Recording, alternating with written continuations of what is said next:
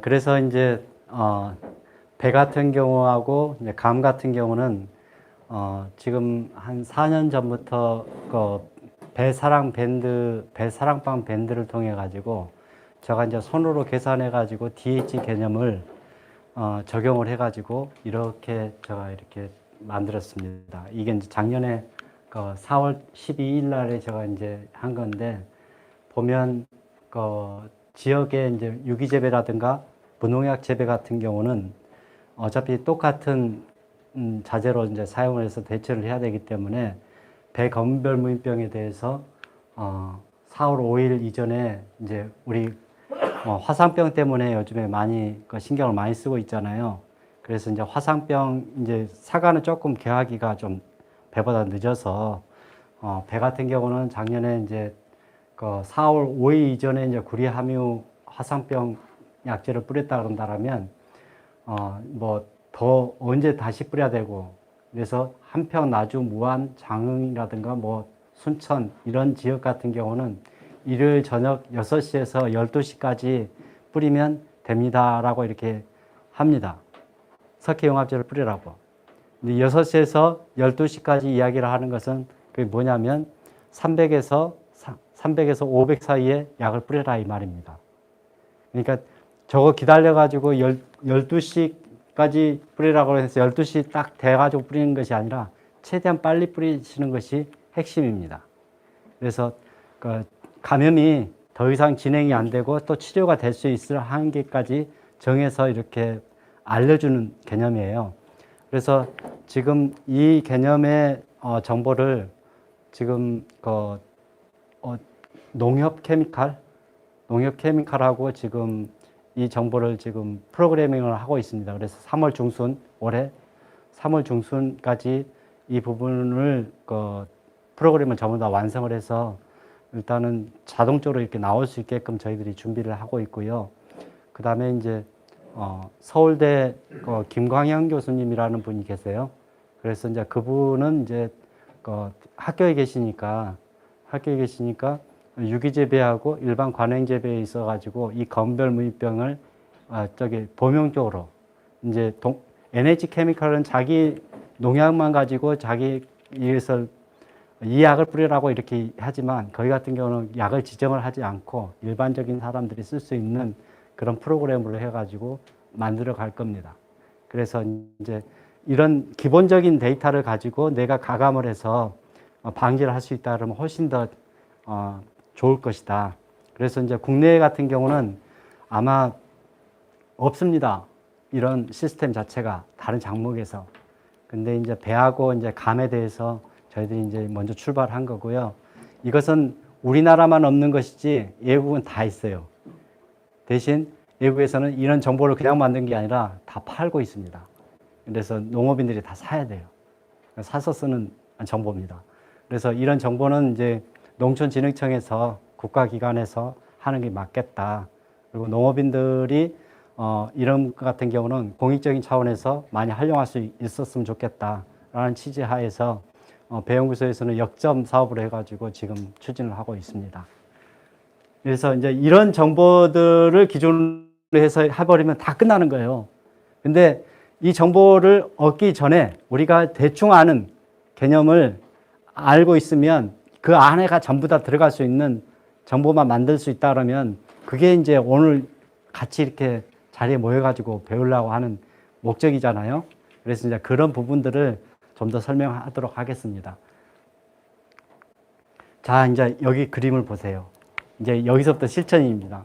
이제 그런 것 같아요. 저가 사실은 요즘에 사과라든가 배에 있어가지고 화상병이 많이 생기잖아요. 과수농가, 특히 배 사과를 하신 분 같은 경우는 초미의 관심사죠. 그죠? 화상병이 생겨버리면 난리 나잖아요. 그죠? 공무원들도 죽어납니다. 근데, 제가 이제 배 화상병을 이제 육종하는 것을 제가 책임을 지게 돼서, 지금 뉴질랜드하고 같이 이제 올해 2년차 품종 육성 사업을 하고 있어요. 하고 있는데, 그 전에는 제가 육종에 대해서 자료는 뭐 평가해라든가 이렇게 듣긴 들어요. 근데 그거에 대해서 그냥 쑥 지나가 버려요. 왜 그러냐면 내 일이 아니니까. 뭐 품종 육성하고 그러는 것이 잘 또 만들어졌구나 그렇게만 생각을 했어요. 근데 이게 정작 내 일이 되니까 이게 내가 모르는 게 너무 많은 거예요. 내 일이라고 생각을 하니까. 근데 이것도 마찬가지인 것 같아요.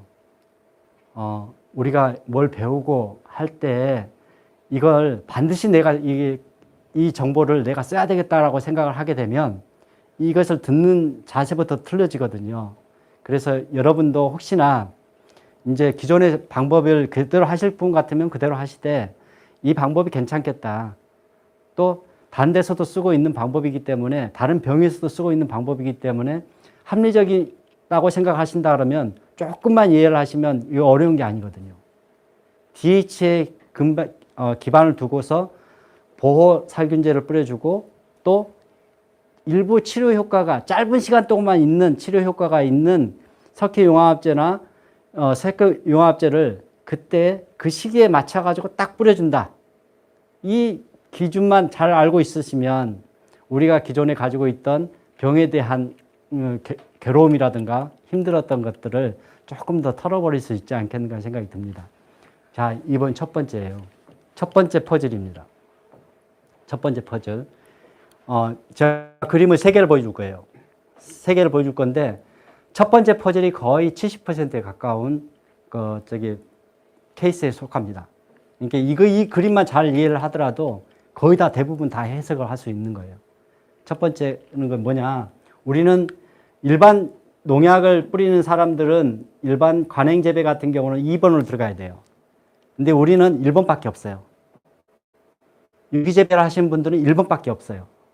이게 뭐냐면 우리가 지금 쓰고 있는 약재가 보르도액이든 그다음에 구리가 들어가 있는 약재든 황이 들어가는 약재든 전부 다 카군입니다.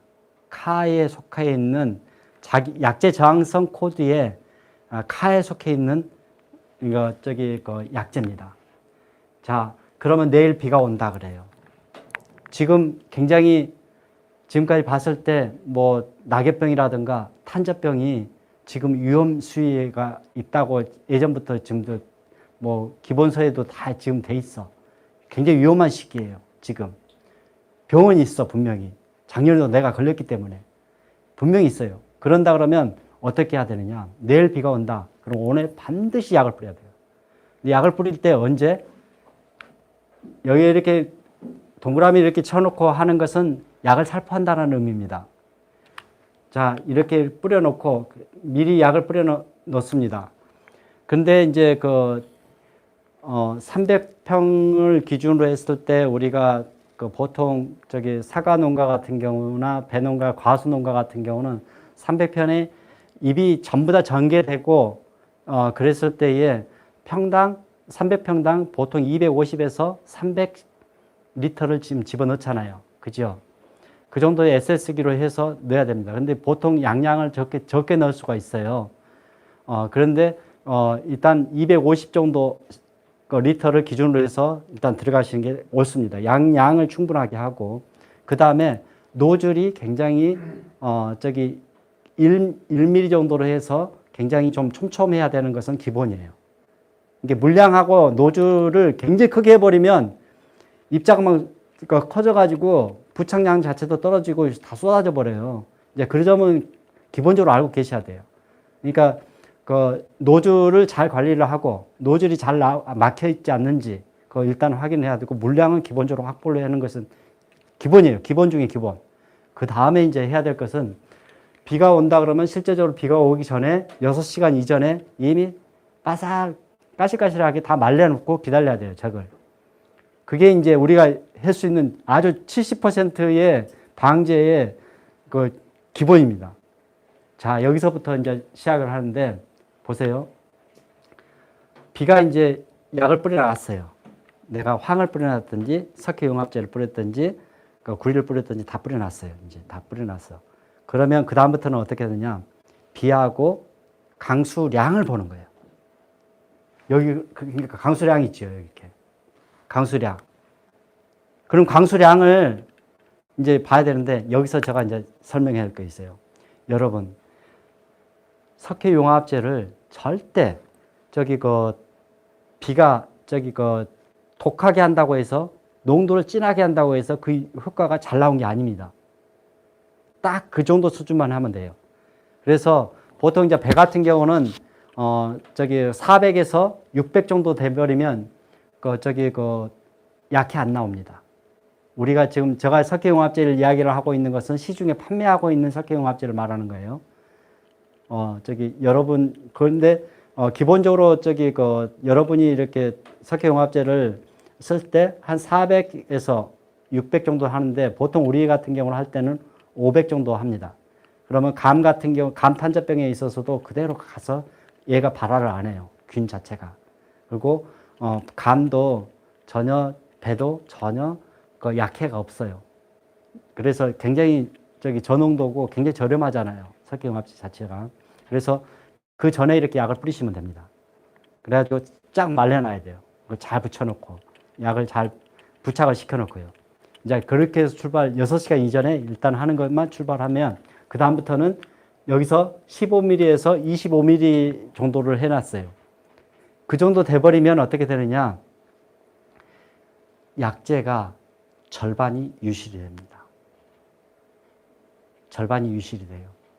그러면 우리가 재배를 하다 보면 절반이 유실이 됐다 하지만 어영부영 맞는 데 같은 경우는 굉장히 농도 낮아 버리거든요.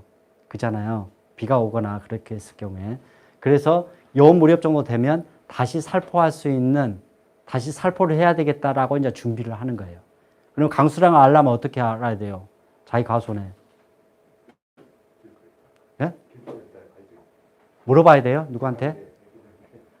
누구한테 물어봐야 돼요? 절대 물어보지 마세요. 자기 집에서 자기 일은, 자기 것은 자기가 하는 거예요. 어떻게 하느냐. 그냥 밑에가 판판한 사각형이 돼 있는 그런 우량계를 하나 준비를 하시면 돼요. 판판한 거. 그리고 3cm 자만 있으면 돼요. 그래가지고 자기 밭은 좀 공터 같은데, 비어있는 데 있잖아요. 거기서 항상 우량계를 놓고 이렇게 관찰해야 돼요. 여러분이 외국에 가셔보시면 느끼는 것이 우량계가 그쪽에서는 굉장히 잘 쓰고 있어요. 외국에서는 자기 가손에 작업장 제일 앞에 가면 우량계가 좀 있어. 그래가지고 이렇게 보게끔 돼 있어요. 그리고 판매도 많이 해요. 근데 우리나라는 우량계가 굉장히 비싸죠. 근데 이제 그러니까 비싼 거 살 필요도 없고 그냥 이렇게 사각형으로 이렇게 쫙 단위 면적이 쫙 그대로 반영할 수 있는 그런 거, 스티로폴도 괜찮아요. 비닐로 이렇게 잘 넣어가지고 이렇게 해서 잘 고정만 시켜서 날아다니지만 않게끔 해놓고 그 자 같은 것만 해가지고 널찍하게 이렇게 두시면 강수량이 얼마 정도 왔는지는 알 수가 있습니다. 그래서 여기서 15에서 25를 쓴 이유가 있어요. 뭐냐면 15mm인 경우에는 굉장히 좀 25mm에 비해서 1cm가 낮잖아요. 그러면 어떻게 되냐면 굉장히 병 밀도가 높다든가 작년에 병이 엄청나게 많이 들었어. 그러면 15mm 기준을 저희가 본인이 선택을 하시는 거예요. 준비를. 그때 15mm부터 해가지고 DH를 계산해 가는 거예요. 사실 어렵잖아요. 그걸 하기가. 그래서 이제 기본적으로 알라는 것은 뭐냐면 그 인근에 있는 기상청의 정보를 가지고 이 강수량이 어떻게 갔는지 보면 이제 우리는 결과치만 알 수 있잖아요. 결과치만. 이게 하루 이제 비 다 오고 나서 나중에 가서 이렇게 해보면 비가 그쳤으니까 지금 이번에 20mm밖에 안 왔네? 그러면 어떻게 되냐? 20mm 정도 왔다 그러면 내가 뿌려줬던 것이 이제는 다 지켜줬어 라고 생각을 하는 거예요. 근데 20mm를 넘어가 버렸어요. 보통 기상청에서 정보를 하면 뭐 30에서 50mm 온다고 그러고 이렇게 막 하든가 아니면 30mm 미만에 온다든가 이렇게 하고 크게 이렇게 큼직큼직하게 이렇게 예보를 해줘요. 그것도 또 30% 확률입니다라고 알려줘요. 참 어렵잖아요. 기상이라는 게. 그러니까 내가 재보지 않으면 힘들다 이 말입니다. 그래서 이제 그런 측면에서 일단은 준비를 해서 강수량이 얼마 정도 왔는지 일단 판단을 하시는 게 제일 중요해요. 그 다음에 강수량이 와가지고 만약에 15에서 25mm 정도 미만으로 이렇게 와줬다 그런다면 더 이상 살펴할 필요가 없는 거예요. 이슬비가 오더라도 이슬비가 와가지고 이렇게 해줬다 하더라도 저기 그 뭐 이슬비가 한 2, 3일 정도 계속 온다 하더라도 10mm 미만이면 그냥 버텨내는 거예요. 뭐 때문에? 우리가 6시간 이전에 석회융합제를 뿌렸고 잘 맞춰놨다 그런다면 그 개가 잘 부착이 된 것이 지켜준다는 거예요. 이제 그런 측면에서 우리가 접근을 하시면 우리가 이제 농약을 언제 재살포를 해야 되는지 요걸 가지고 알 수가 있는 거예요. 이 부분은 이해가 되신가요? 이게 70%라니까요. 우리가 할 수 있는 게 70%, 거의 여기에 다 속해 있어요. 그런데 여기서 이걸 넘어가 버려요. 50mm가 와버렸어요. 50mm가 와버렸어요. 그러면 어떻게 해야 되나? 여기서 이제 아까 질문한 게 이제 답이 나오는 거예요. 일주일 동안 계속 비가 와버리는 거예요, 이제. 내지는 뭐 2, 3일 비 오다가 하루 끊쳤다가 2, 3일 또 비 오고, 막 비가 오는 날이 구름 낀 날이 그냥 전부예요. 그런 날이 온단 말입니다. 그러면 도대체 이제 어떻게 해야 될 것인가? 이제 그 부분은 이제 이 병균 자체가 내 과수원에 얼마나 많이 있느냐가 그러니까 그것은 병균의 압력의 문제예요. 그러니까 내가 과수원에서 전염원도 없애지 않았고 막 작년에도 많이 걸렸고 이력도 병 걸린 이력도 있고 그래 버리면 아주 집중 방제를 해야 되는 겁니다. 위험 시기니까 그 시기에 맞춰 가지고 그래서 이제 그런 차원에서 이제 어떻게 이제 그 집중 관리를 할 것이냐. 그 다음부터는 이제 이미 이제 감염이 됐다는 전제하에서 치료가 들어가는 거예요. 그러면 치료는 언제까지? 여기 지금 20이 넘어가는, 15가 넘어가는 그 시기로 해가지고 봐가지고 그러니까 비가 처음 와서부터 생각하는 거 아니죠. 그죠? 내가 약을 뿌려놨으니까. 그래서 요 무렵의 한계기를 넘어가면 그때부터 해가지고 125가 300 이전에 될 수 있으면 빨리 뿌려주는 게 좋아요. 그게 보통 300이 되려 그러면 보통 하루 내지는 하루 반 정도 걸려요. 하루 내지 하루 반. 그러니까 될 수 있으면 중간에 그러니까 한 3일 정도 이렇게 비가 계속 와줘 버리잖아요. 그래 뭐 답답하잖아요. 언제 약을 뿌려? 비 그치면 뿌려야 되는데 그럼 다 놓쳐버려요. 그것이 여러분의 지금까지 했던 경험이고 비 다 그치고 나서 긴 시간 동안 비가 오고 나서 그치고 나서 약을 뿌리게 했을 경우는 어쩔 때는 맞고 어쩔 때는 틀리는 거예요. 왜? 적기를 못 맞췄기 때문에. 치료 한계기가 있거든요. 그 치료 한계기에 맞춰가지고 내가 약을 뿌려줘야 되는 것이 바로 오늘 이 자리에서 저의 강의를 듣는 목적입니다. 그래서 그 치료 한계기는 바로 이 강수량이 그 시기를 넘어가는 그 문턱에서부터 해가지고 300 내지는 500, 늦어도 500까지 DH 500까지 이전에 약을 뿌려주는 것이 그의 핵심입니다. 그래서 여기 뒤에 보면 일반 관행 재배 하시는 분들 같은 경우는 여기에 속해 있는 약재를 뿌려요. 치료제니까. 근데 여기 지금 가위표를 해놨던 건 이유는 이 비가 오는 시기에 맞춰가지고 이 강수량을 봐가지고 이 강수량 이내일 경우에는 약을 안 뿌려준다라는 개념이고 그 다음에 만약에 여기를 넘어갔을 경우 강수량을 누적 강수량이 여기 15에서 25를 상회하는 비가 와버렸다. 그러면 우리가 준 모든 약재들이 쓸려 내려가서 더 이상 보호를 못 해준다. 그렇게 했을 때는 어떻게 해줘야 돼요? 다시 감염된 부분에 대해서는 우리가 치료를 해줘야 되거든요. 그래서 일반적으로 농업인들은 겁나니까 여기서 비도 여기에 뿌려놓고 비가 이것에 대해서 전혀 고려하지도 않고 그냥 앞뒤로 뿌리신 분들 많아요. 근데 문제는 뭐냐면 우리가 지금 쓰고 있는 병의 방지 자재 중에서 석회융합제도 마찬가지고 황제도 마찬가지고 세포 간에 집적이 일어나요. 이렇게 쌓여 있어요. 현미경으로 보게 되면 쌓여 있어가지고 그게 많이 있으면 어떻게 되냐면 결과적으로는 약해도 있지만 기본적으로 광합성이 좀 떨어집니다. 그러니까 너무 자주 하는 것은 안 좋아요. 그래서 이 기준을 잘 따른다 그러면 불필요하게 비가 오고 나서 질컥거리는 가운데 내가 들어가 가지고 SS 끌고 그 물리성, 토양 물리성 나빠지게 이렇게 다시 들어가고 방지하고 그런 위험이 없어지는 겁니다. 조금 한 번이라도 안 해주는 게 더 좋잖아요. 그죠? 그 기준이 이겁니다. 이게 강수량하고 항상 온도를 생각하시면 우리는 병에 대해서 기본적으로 접근이 가능하게 됩니다. 이것은 이제 두 번째는 이 내용입니다.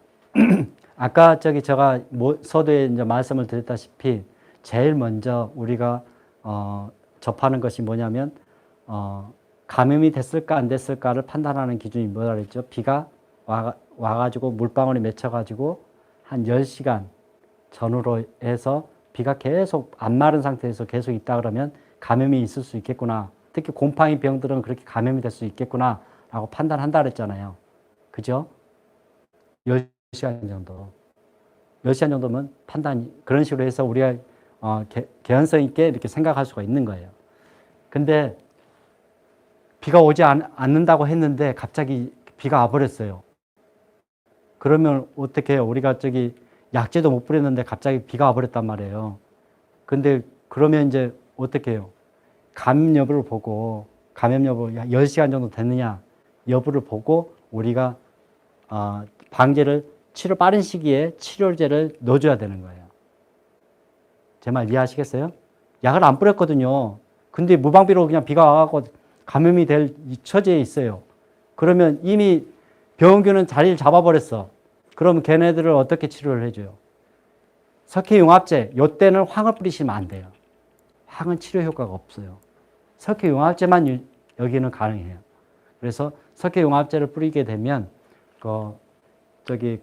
만약에 125 미만, 특히 사과 탄저병 같은 경우는 110에서 150 사이입니다.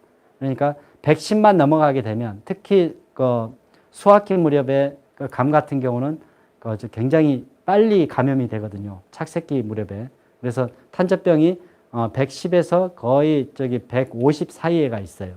그 반경이. 그래서 110만 넘어가게 되면 만약에 110 미만일 경우에는 이 석회융합제를 살포하지 않는 겁니다. 왜? 감염이 안 됐으니까요.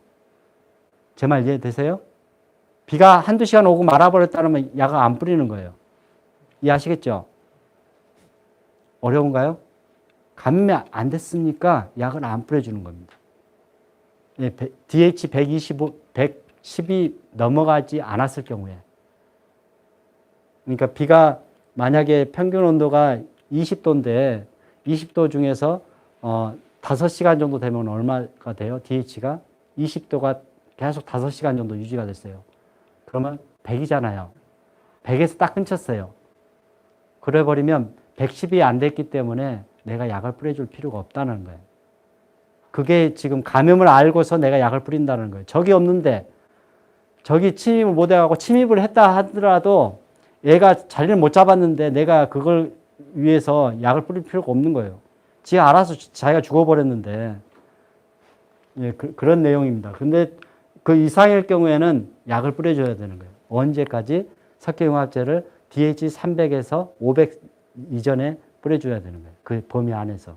될 수 있으면 빨리 뿌려주는 거예요. 그게 이제 연속적으로 비가 왔을 때에 한해서 우리가 이제 적용을 할 수 있는 것이 이 앞에 거하고 뒤에 것들을 이 앞에 있는 내용하고 요 내용하고 요 두 개 내용을 이제 두 개만 이렇게 같이 생각을 하게 되면 모든 정보가 다 끝납니다. 제가 설명해 주는 것이. 요게 바로 유럽에서 지금 하고 있는 상용화되어 있는 기술의 원리입니다. 좀 어려우신가요? 일단은 그 부분이고요.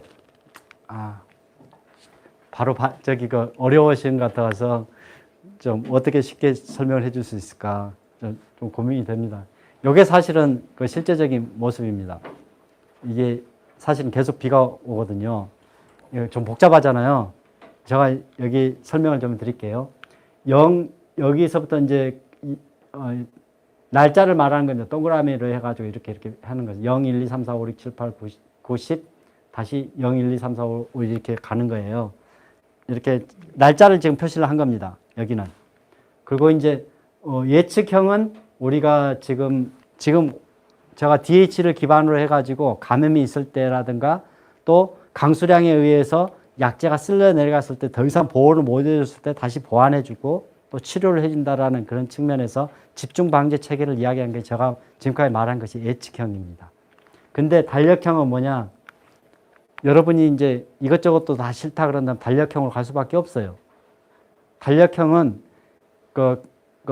아주 경제적인 가치가 낮거나 1년에 농약 한두 번만 뿌려줘도 거의 다 그냥 수확하는 것들, 뭐 부추라든가 뭐 상추 같은 것들 있잖아요.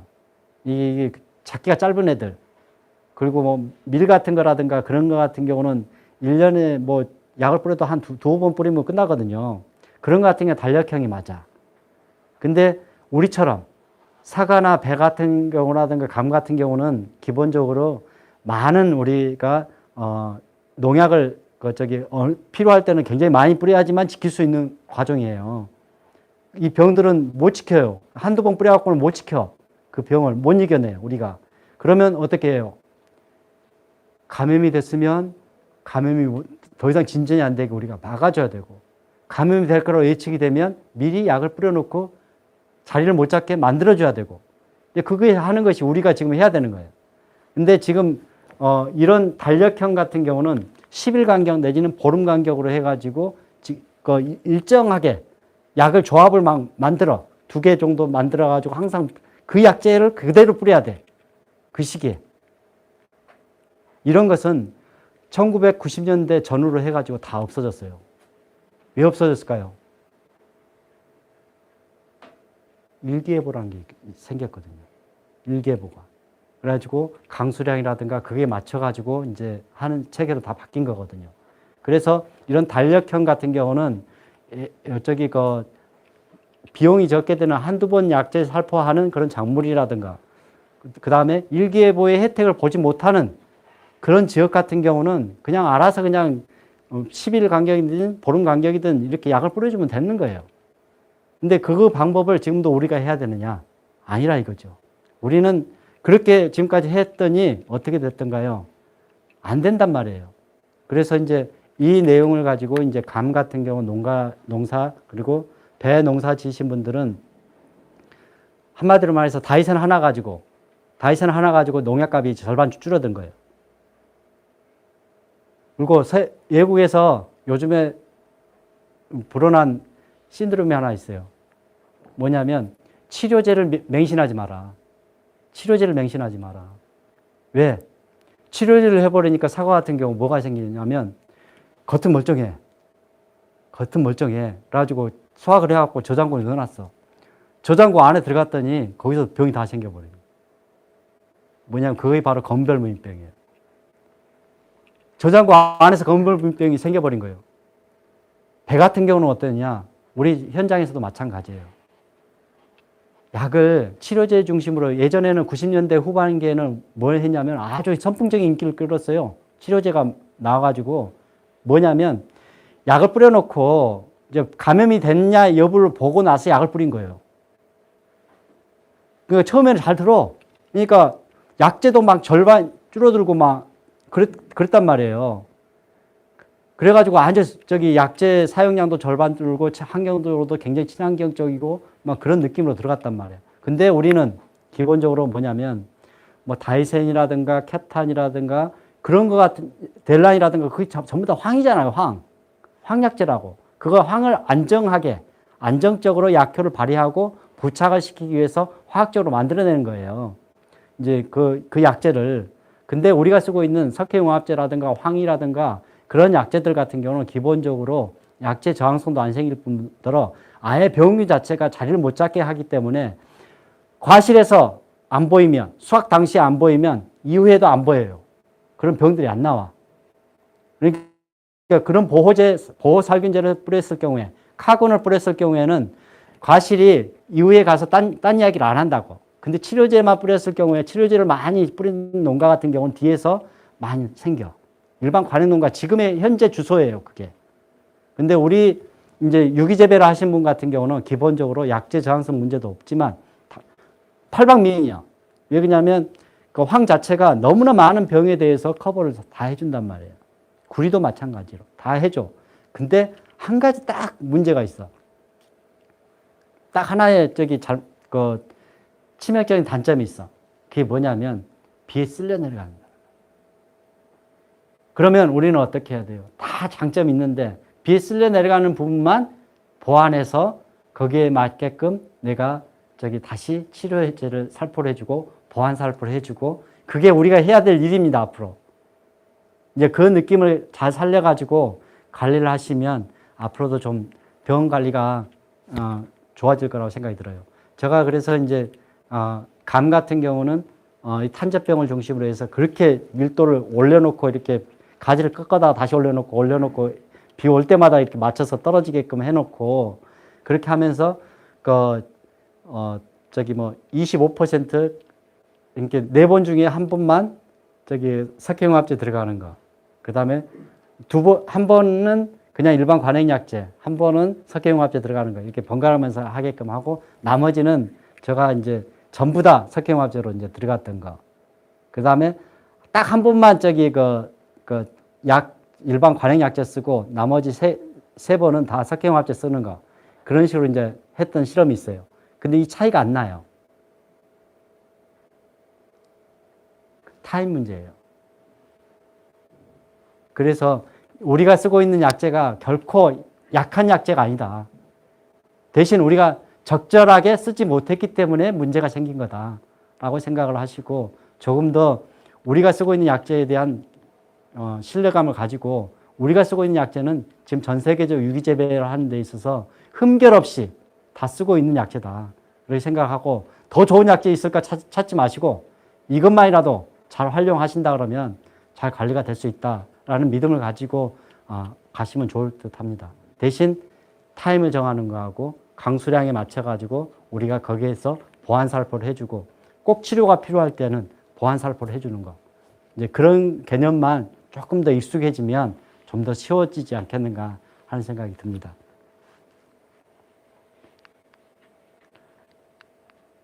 자, 이것은, 요 내용은 제가 이제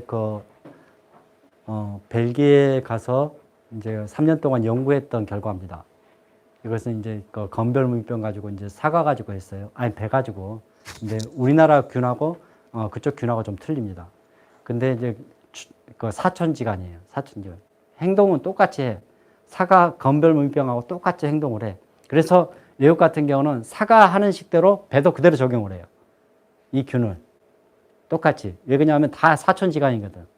사과나 배나 서양배나 다 건별무병균은 사천지간이에요. 그래서 이제 하는데 여기를 잘 보세요. 요 색깔이 석회용합제 색깔이에요. 여기 색깔이 석회용합제 색깔이에요.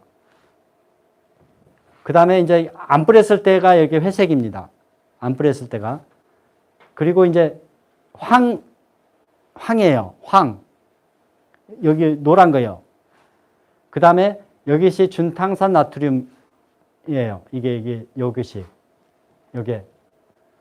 색깔인데, 자, 보세요. 300 무렵에, DH 300 무렵에 딱 한 번만 뿌려주면 어떻게 된가요? 좋잖아요. 그죠? 병이 안 걸려요.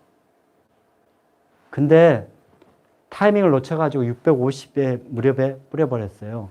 그러면 병이 거의 10%, 7, 8%까지 올라간단 말이에요. 걸린단 말이에요. 근데 300이나 뭐 600이나 두 번 다 같이 뿌렸다 하더라도 뭐 300이 되니까 여기도 됐겠죠. 근데 어쨌든 이런 식으로 해서 우리가 원하는 것은 요 지점입니다. 요 지점. 요 지점을 잘 이해를 하시고 방지를 하시면 치료제로서 효과가 잘 발휘를 할 수 있지 않겠나 생각이 듭니다. 이 표가 굉장히 중요해요. 그래서 그 타임을 맞춰가지고 우리가 원하는 것은 전체적으로 그 시기에 맞게끔 여기 시기에 맞게끔 치료를 해줘야 될 경우에는 그 자리에 또 딱 넣어가지고 300지점에서 늦어도 500지점까지 해가지고 약제를 뿌려주라. 그 내용이에요. 아주 이제 이 내용밖에 없어요, 사실은. 근데 이제 여기서 문제는 뭐냐면 이제 참고사항이에요. 사실은 유럽 같은 데는 비가 양이 우리나라의 절반밖에 안 와요. 우리는 장마기가 굉장히 비가 많이 오는 타임이잖아요. 근데 거기는 절반밖에 안 와. 그래서 여름이 완전 그냥 가물어요.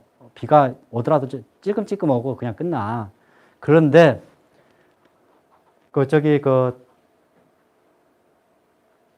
보통 그러니까 봄철에 비가 오더라도 그렇게 많은 양이 안 와. 그래서 지나가더라도 그냥 후드티 같은데 이렇게 모자 쓰고 그냥 가버려요. 우산 안 쓰고 다녀.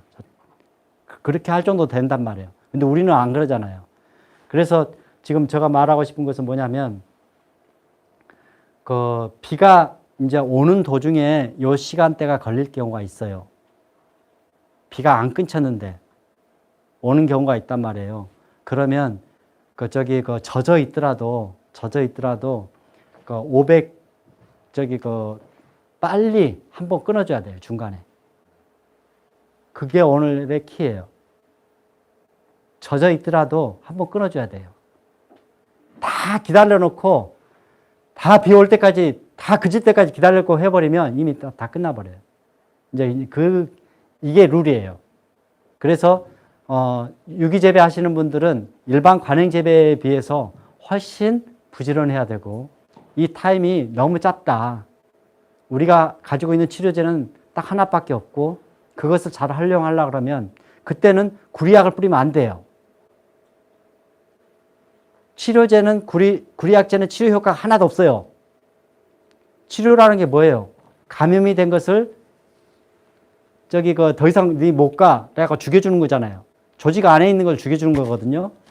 그것을 구리약제는 전혀 그 역할을 못 해요. 오로지 자리를 못 찾게 해주고, 처음에 포자가 이렇게 왔을 때 지가 발화를 못하게 하고 부착기를 형성 못하게 하고 이렇게 못 들어가게 만드는 그 역할밖에 못하는 거예요. 근데 석회용합제는 그 모든 걸 다 해요. 치료까지 다 해요. 왜? 석회용합제는 그 외표피층을 약간 침투하는 그런 특성이 있는가 봐요. 있다고 그래요. 석회용합제는 다른 거에 비해서. 그래서 석회용합제가 강렬하다는 겁니다. 그래서 치료 효과로서 쓸 수 있는 것은 오로지 석회용합제뿐이다 라는 것을 말씀을 드리고요.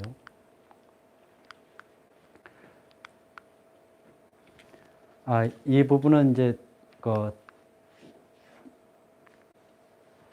제가 이 부분은 좀 설명을 좀 드려야 될 것 같아요.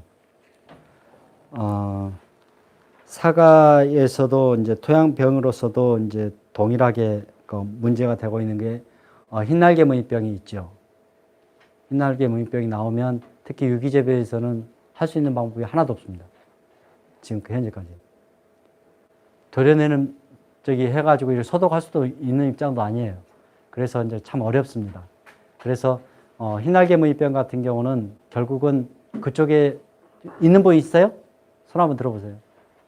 혹시 없어요? 하나도? 흰날개 무늬병 있으면 거기는 나무라고 된 것은 모든 나무는 다 죽여버려요.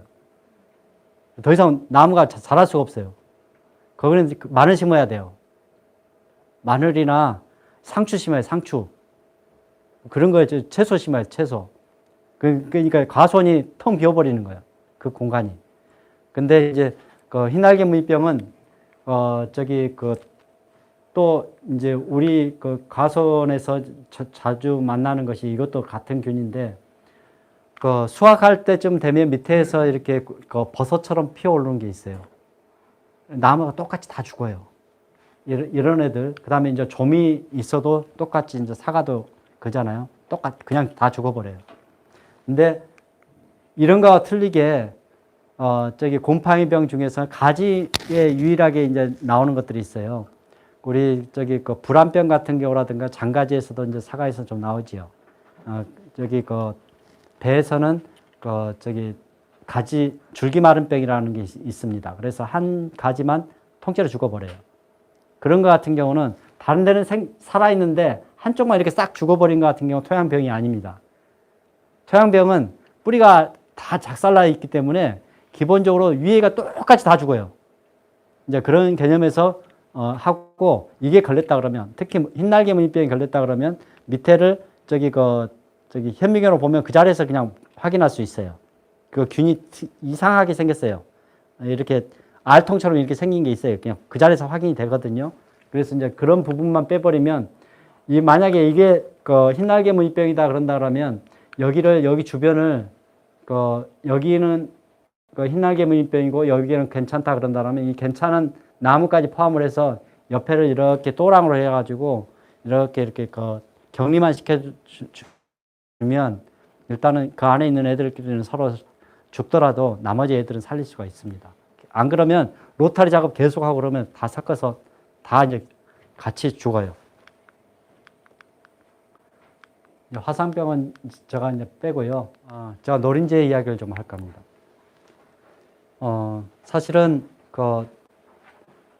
작년에 우리 배가수원 같은 경우는 유기재배 가수원이 노린재 피해가 많았잖아요. 사과도 아까 대관령에서 오신 분한테 제가 들었더니 사과도 한 피해가 제법 있었다고 이야기를 들었습니다. 노린재 피해를 어떻게 예방을 해야 될까요? 근데 제가 노린재 요즘에 노린재에 꼭 빠져가지고 노린재를 유기재배지에서는 특히 또 어떻게 할까 좀 생각을 해봤습니다. 그래서 이제 올해 이제 저희들이 몇 가지 이제 실험에 들어갈 건데 일단은 노린재는 이것은 다른 벌레하고 또 틀려가지고 어쩌냐면 성충이 기계 소리만 들어도 날아가 버려요. 이동성이 너무 강해요. 그래서 성충을 맞아 죽이기가 힘들어요. 그리고 약충만 그냥 그러니까 이제 아래에서 깨어나가지고 옹기종기 모여 있는 애들 있죠. 걔네들만 죽어요. 이게 외부에서 또 날라 들어올 수 있는 가능성이 너무 많아요. 그래서 노린재 피해가 많은 데 같은 경우는 지금 현재로서는 국내적으로도 이제 할 수 있는 방법이 있어요. 그게 뭐냐면 봉지 재배입니다. 봉지를 빨리 씌워가지고 보호를 하는 거예요. 근데 이제 우리가 봉지 재배를 하면서 이제 문제가 생깁니다. 봉지가 어둡고 그러면 이제 많은 부분이 봉지 속을 좋아하는, 어둠을 좋아하는 그런 벌레들이 그 안으로 끼어 들어간단 말이에요. 그 대표적인 사례가 깍지벌레잖아요. 그죠? 이제 배에서는 이제 깍지벌레도 들어가고 콩가루벌레도 들어가고 막 난리예요. 근데 현재로서는 그 방법이고, 그 다음에, 노린재 이야기는 좀 더 이따가 더 이야기를 더 하기로 하죠. 혹시 지금까지 제가 설명한 것 중에서 같이 좀 나누고 싶어라든가 이해가 안 되는 거나 조금의 더 설명이 필요한 부분 같은 경우 한번 질문을 좀 주십시오. 배에서는 지금 기존에 500배에다가 유화제를 넣기도 하고 식초를 써서 이렇게 하는 경우에 대해서 왜 그러느냐 그 원인에 대해서 좀 질문을 하셨잖아요. 지금 유화제 같은 경우는 될 수 있으면 약재가 잘 풀어지고 이렇게 부착을 좀 높인다는 측면에서 농가들이 쓰는 것 같고, 그 다음에 식초를 넣는 것은 뭐냐면 행여나 우리가 석회용합제를 고온기에 뿌렸을 경우에 얘네들이 약해를 받거든요. 타지거든요. 또 약액이 몰린 데 같은 경우가 그런 경우가 대부분이거든요.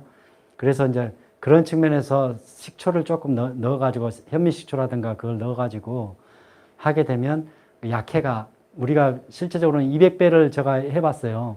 200배를 해고 이 현미식초를 넣어봤더니 약해가 안 나와요.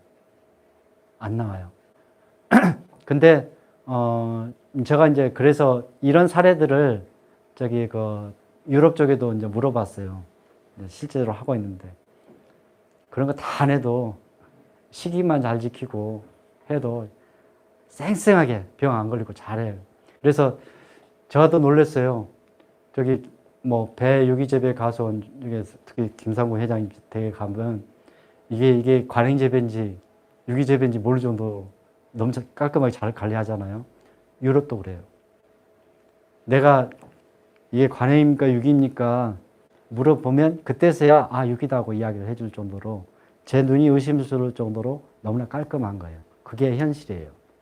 그거의 하나의 방법 중에 유화제라든가 그 식초가 없더라도 우리가 타이밍만 잘 맞춰서 들어가 주면 그게 충분하게 관리가 될 수 있다는 것이 반증이라고 생각이 들어요. 답변 됐어요? 저도 사실은 지금 질문이 석회융합제하고 석회보르도액을 두 개를 이제 휴면기 내지는 월동기에 이제 뿌릴 때에 그 간격을 20일 전후로 해서 벌레라고 하는 이유가 뭘까? 지금 그걸 질문을 하셨어요. 사실은 저도 그 내용은 잘 모르겠습니다. 지금 근데 월동기에 있어가지고 제가 봤을 때는 석회융합제하고 석회보르도액을 월동기에 서로 겹칠 일은 없으라고 생각이 들어요. 왜냐하면 둘 다 원리가 동일하기 때문에 월동기 병해충의 기본적인 과원 위생 처리거든요. 그래서 초기 밀도를 떨어뜨린다는 개념에서 일단 쓰는 방법인데 보르도액을 구태여 그때 쓸 필요 없는 거고 그 다음에 구태여 석회 보르도액하고 그 다음에 석회융합제하고 그때를 겹쳐가지고 두 개를 한꺼번에 해야 될 이유가 없는 거고 단지 우리가 지금 할 수 있는 것은 지금 화상병 때문에 보르도액이 일단 들어가잖아요. 그 다음에 이제 보르도액을 들어간 다음에 이후에 우리가 지금 이제 황제로 들어가든지 보르도액을 이제 구리약제를 들어가서 하든지 하는데 이제 그 간격은 이제 우리가 석회융합제 같은 경우는 그 다음에 뿌리는 거에 대해서 이렇게 별도의 규정이 없어요. 저는 이제 텍스트북을 통해서만 이제 그 부분에 대해서 접근했고 제가 외국 매뉴얼 같은 데서 봐서 그때 거기에서도 그런 걸 못 본 것 같아요. 우리나라 같은 경우는 일본 책 같은 데는 그런 것들은 좀 있어요. 그 내용들이. 그래서 우리나라도 그대로 전달이 돼서 우리 선배 때부터 이렇게 물려 내려온 게 아닌가 하는 생각이 들어요. 그때 당시에는 이제 유기 합성 농약 자체도 별로 없었고 그리고 제가 이제 주의 깊게 관찰한 건 사과에서 구리를 많이 쓰게 되니까 결국은 완전히 겉털이가 막 희떡하게 들떠요. 그 나중에 녹 비슷하게 되는 거잖아요. 그죠? 예, 그렇게 해서 구리를 많이 쓰게 되면 좀 잎사귀든 과실이든 간에 이렇게 일어나는 것들이 많이 생겨요. 독록이 많이 생겨요. 그걸 제가 봤습니다.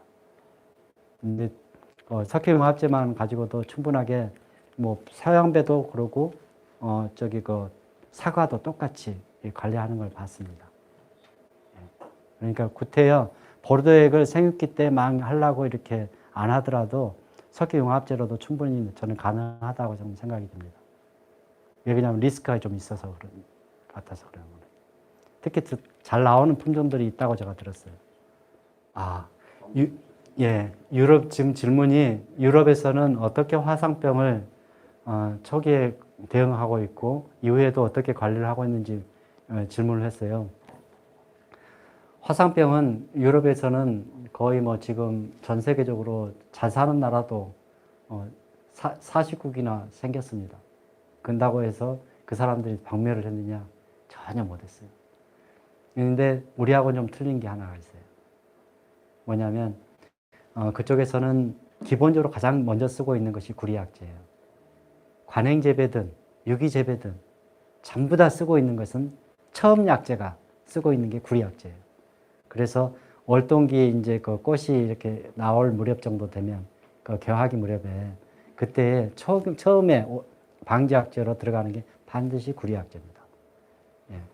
예. 그래서 이제 그걸 화상병으로 들어가고 나머지는 뭘로 하느냐? 관행재배 같은 경우는 전체적으로 항생제로 이제 들어가요. 근데 우리보다 훨씬 더 촘촘하게 들어가요. 우리나라는 그냥 개화 전에 한 번 뿌리고 개화 후에는 만개 이후로 해가지고 5일 내지는 15일 사이에 딱 두 번 들어가게 됐고, 지자체의 어떤 적극성에 따라서 한 번 더 하는 데도 있고 막 그렇게 하기는 하는데 대부분 거기서 멈추거든요. 근데 외국에서는 그게 멈추지 않고 우리는 날짜를 정해놓고 하지만 그쪽에서는 화상병 예측 모델 시스템이 있어요. 아까 제가 말하는 방제 결정 지원 체계 있잖아요. 그것이 있어요. 그래가지고 지금 위험 시기입니다. 알려주고 약을 뿌리라고. 알려줘요, 농가들한테. 그래서 그것이 3일 정도 이렇게 겹쳐버리면 보통 그것이 치료 효과가 이게 유지되는 효과가 한 3일 정도 유지가 된다 그래요. 걔네들이 항생제가. 그리고 3일 지나버리면 다시 먹통되는 거예요. 그래서 이제 그때 맞춰가지고 화상병이 보시면 아시겠지만 완전히 싹 쓸어버리거든요. 이게 싹 쓸어버려요. 그렇기 때문에 그쪽에서는 화상병을 중심으로 해서 많이 관리를 하고, 특히 이제 그 구리제제 같은 경우는 세균뿐만 아니라 곰팡이에 대해서도 전체적으로 안정적인 약효를 발휘를 합니다. 근데 석회용합제는 그 효과가 없어요. 석회용합제는 세균에 대해서, 특히 화상병균에 대해서 효과가 그닥 없습니다. 거의 30% 전후라고 생각하시면 돼요. 지금까지 그것이 연구 결과입니다. 그러니까 우리가 쓰고 있는 구리약제 같은 경우는 굉장히 진균병에 대해서, 곰팡이성 병에, 우리가 지금 직면하고 있는 곰팡이병뿐만 아니라 화상병에 대해서도 아직까지는 전 세계적으로 인정받는 초기 방제 약제다. 그런다고 해서 화상병균이 다 없어지느냐? 절대 안 없어져요. 왜 그러냐면 여러분이 그래서 그 전에 지금 무렵부터 해가지고 나무에 말라 죽거나 인사를 하고 죽는다든가, 아직도 잎사귀가 붙어가지고 이렇게 말라서 이렇게 가만히 있는 애들, 걔네들을 번족족 신고를 해서 센터라든가 신고를 해가지고 그것을 진단을 정확하게 받아가지고 매립을 하든지 행정처분을 받아가지고 그걸 빨리빨리 없애줘야 돼요. 그게 이제 본인뿐만 아니라 주변 과수원을 전부 다 살리는 것입니다. 요즘에는 또 이제 방역법이 강화가 돼가지고 그거 신고 안 하면 또 벌금도 내게끔 돼 있습니다. 예전에는 그래도 좀 조금 그 지역에 있다 그런다 그러면 모르겠어요. 어떻게 했는지. 아직까지도 지금 뭐 15년가량 지났는데도 지금도 예전에 그 있는 곳에서 안전히 그냥 우리 다 해방됐어 라고 한 데 없잖아요. 아직까지도. 그래서 지금 기존에 우리가 신고제도만 가지고서는 좀 한계가 있는 것 같고, 앞으로는 좀 더 적극적으로 농가 차원에서 화상병 같은 거 대응이 좀 많이 필요하지 않겠는가 생각이 들어요. 어쨌든 화상병은 우리나라나 그쪽이나 다 진배 없어요. 우리가 화상병이 없었기 때문에 그쪽 나라에 있는 사례들을 전부 다 가지고 와서 우리가 면역을 만들어서 지금 농가들한테 이렇게 하자라고 하는 거고, 유기재배 하시는 분들은 반드시 보르도에 뿌리시오 라고 이제 이야기를 하는 거고, 그런 겁니다. 일단 쉬고, 그 다음에